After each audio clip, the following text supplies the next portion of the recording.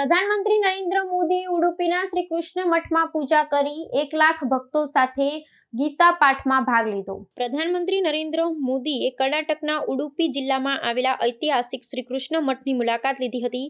આ 800 વર્ષ પુરાણા ધર્મસ્થાનના ગર્ભગૃહમાં તેમણે પૂજા વિધિ કરી ધન્યતા અનુભવી। તેમની આ મુલાકાત લક્ષકંઠ ગીતા પારાયણ કાર્યક્રમનો ભાગ હતી, જ્યાં 1 લાખથી વધુ ભક્તજનોએ ભગવદ્ ગીતાના શ્લોકોનું સામૂહિક પઠન કર્યું હતું।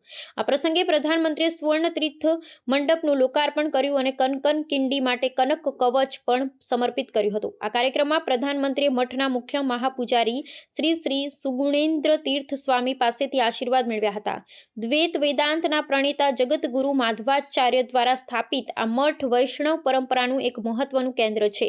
પ્રધાનમંત્રીએ પોતાના સંબોધનમાં ભારપૂર્વક જણાવ્યું હતું કે 1 લાખ લોકો દ્વારા ગીતાના શ્લોકનું સામૂહિક ગાન થવાથી જે દિવ્ય ઉર્જા ઉત્પન્ન થાય છે તે સમાજમાં આધ્યાત્મિકતા અને સામાજિક એકતાને નવી શક્તિ પ્રદાન કરે છે।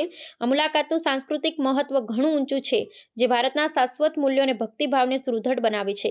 ઉડુપી પહોંચ્યા બાદ પ્રધાનમંત્રીના રોડ શોમાં મોટી સંખ્યામાં ભક્તો અને નાગરિકો જોડાયા હતા, જેમણે ભક્તિભાવપૂર્વક તેમનું અભિવાદન કર્યું। શ્રી કૃષ્ણ મઠની મુલાકાત દરમિયાન પ્રધાનમંત્રીએ સુશાસનના મોડેલ તરીકે ઉડુપીના ઇતિહાસની પ્રશંસા કરી અને ભારતની રાષ્ટ્રીય નીતિઓ પર ગીતાના ઉપદેશોના પ્રભાવની વાત કરી। આ કાર્યક્રમો દ્વારા રાષ્ટ્રમાં ધાર્મિક સંવાદિતા અને સંસ્કૃતિ પ્રત્યેની જાગૃતિને વધુ વેગ મળશે, જે વિકસિત ભારતના સંકલ્પને વધુ મજબૂત કરશે।